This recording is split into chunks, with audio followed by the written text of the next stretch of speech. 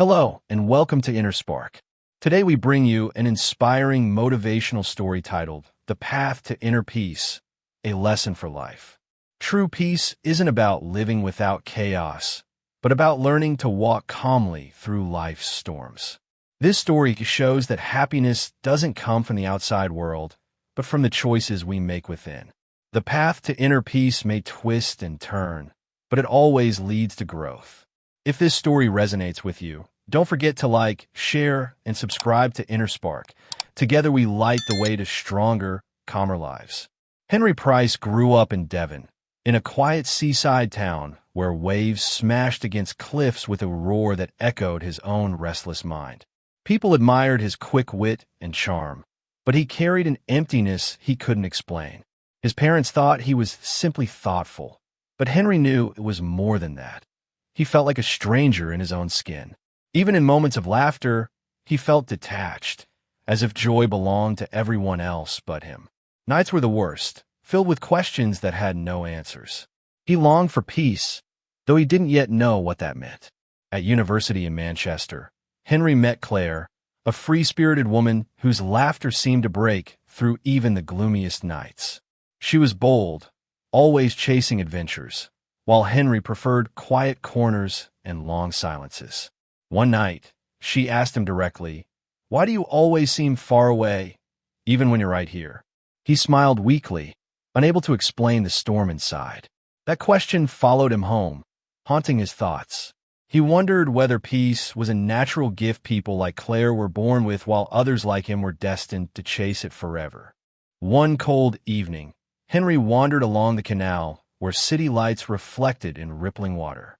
There he noticed Martin, an older man, sketching the waves with remarkable patience. Curious, Henry asked, "Why sketch something so ordinary?" Martin smiled gently. "It's not ordinary if you truly see it. Peace begins with paying attention." Henry chuckled, but the calm in Martin's voice lingered in his heart. For the first time, Henry wondered whether he had been looking in the wrong places. Maybe peace wasn't about grand achievements, but about noticing what was always there. After graduating, Henry secured a job in finance, climbing quickly up the corporate ladder. Outwardly, he was the picture of success, tailored suits, a steady income, and a reputation for reliability. But inside, he was suffocating under deadlines and expectations. He wore his exhaustion like invisible chains. Claire noticed the growing darkness in him and told him one night, "You're not living, Henry. You're just surviving." He brushed her off with a forced smile, but her words cut deep. Alone later, staring at his apartment walls, Henry finally admitted the truth. His biggest battle wasn't with the world, but with himself. Determined to find answers, Henry turned to books. Philosophy, psychology, self-help, he devoured them all. But words alone weren't enough. Meditation frustrated him. Instead of silence, his thoughts screamed louder. Journaling felt impossible. His emotions spilled onto paper like broken glass. At times he thought inner peace was just a fantasy sold to the desperate. Yet, something inside him kept him searching. His restlessness became his greatest teacher. It refused to let him settle, pushing him onward. He didn't know it yet, but that inner resistance was guiding him toward growth. One weekend, Claire invited Henry to a mindfulness retreat in the countryside. Expecting cliches and lectures, he reluctantly joined. But instead, he found silence. No phones, no clocks, just breathing, nature, and stillness. At first, it was torture. His thoughts screamed louder than ever. But on the third day, sitting under a great oak tree, he noticed sunlight filtering through the branches, the smell of grass, and the simple rhythm of his breath. For a few minutes, his restless mind softened. That fragile peace surprised him. It was small but real. A seed of hope had been planted. Back in the city, Henry struggled to hold on to that seed. Work pressures returned, bills piled up, and noise filled every corner. But this time he had tools. He set aside 10 minutes each morning to breathe and notice his surroundings. He broke down overwhelming tasks into smaller, manageable steps. Claire noticed the change. He laughed more, even teased her again. "You're turning into a philosopher," she joked. Henry wasn't sure if he had changed or just masked things better, but inside, he sensed something real. Peace was no longer a myth. It was something he could build moment by moment. Then life struck hard. His company announced layoffs, and Henry was among those let go. The news crushed him. Fear and anger stormed inside. What about his career? His worth? His identity? For days, he spiraled in despair, convinced all progress was lost. One evening, desperate for clarity, he walked back to the same canal where he once met Martin. The water rippled steadily, unchanged by his chaos. Sitting there, Henry realized storms would always come, but peace meant anchoring himself so he wouldn't drown. For the first time, he understood Martin's words fully. Claire encouraged Henry to volunteer at a local youth center while searching for new work. Reluctantly, he agreed. At first, he doubted he had anything to offer. But as he listened to teenagers talk about anxiety, pressure, and loneliness, he saw his younger self reflected in their words. He didn't try to fix them. He simply listened. To his surprise, helping them gave him purpose. Each smile, each thank you reminded him that peace wasn't just for himself. It could be shared. In guiding them, he found himself guided too. His struggles became his greatest tool of connection. For the first time in years, Henry embraced small joys. He cooked meals slowly, enjoyed long walks without music, and laughed at life's absurdities. He discovered peace wasn't about eliminating problems, but about living fully despite them. Just as he found balance, another twist came. Claire, his anchor and closest friend, received a dream job abroad. Though proud, Henry felt devastated. Her absence reopened his loneliness. But instead of running from pain, he chose to face it. He wrote letters to her he never sent, pouring out his heart.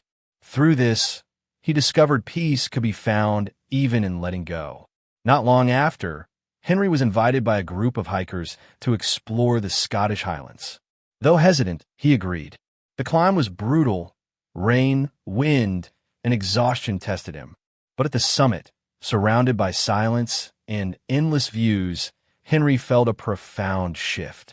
The world stretched beyond his worries. He laughed freely with strangers, realizing that peace sometimes comes disguised as shared struggle and awe. That moment at the peak became one of the most defining of his life. Proof that peace wasn't something distant, but something that could appear in surprising places. Back home, Henry began mentoring young professionals in finance, many of whom were drowning under the same pressures he once faced. Instead of giving them only technical advice, he shared his lessons, pausing, breathing, breaking down stress, and finding meaning beyond paychecks. They listened with gratitude, inspired by his honesty. For Henry, this became another turning point. Peace was not just about finding calm within himself, but about passing it forward. His once private struggles had transformed into gifts he could offer others. But peace was tested again when Henry faced betrayal. A close friend in his professional circle used his trust to climb higher, leaving Henry blindsided and hurt. The old storms of anger returned, threatening to consume him. For weeks, he wrestled with resentment. Then, recalling his lessons, he asked himself, "Am I willing to let anger decide my peace?" Slowly, painfully, he forgave, not to free the other person, but to free himself. Forgiveness didn't erase the betrayal, but it lifted the chains of bitterness. This was one of his hardest, but most liberating lessons. As years passed, Henry found himself valuing simplicity. He moved from a noisy city back to a quieter coastal town. He worked remotely, enjoyed sea walks, and spent evenings in community gatherings. Yet, his journey wasn't perfect. There were lonely nights, financial worries, and lingering doubts. But now he had a deeper understanding. Peace was not the absence of problems. It was the presence of strength within them. He smiled more, not because life was easier, but because he had learned to meet life with open eyes. Henry's story reached its quiet turning point when he received a letter from Claire, thanking him for always listening and reminding him of their conversations years ago. She told him that his search for peace had inspired her own journey abroad. Reading her words, Henry realized something powerful. His path hadn't just been about himself. It had created ripples, touching lives in ways he never imagined. Tears filled his eyes, but they were not of sorrow. They were of gratitude. On his 40th birthday, Henry sat by the seaside cliffs where his story began. The waves still roared, but inside, he no longer felt restless. He had not found peace as a final prize. He had built it, piece by piece, through storms, heartbreaks, and resilience. His life had taught him that peace is not a destination, but a way of walking through the world. Looking out at the horizon, Henry whispered to himself, "The storms never stopped, but neither did I." And for the first time, he felt completely at home within himself.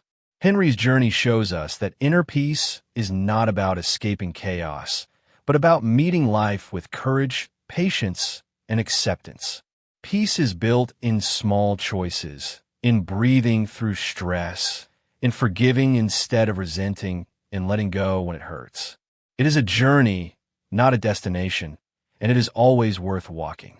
Don't forget to like, share, and subscribe to InnerSpark for more motivational stories that remind us of the strength we carry within.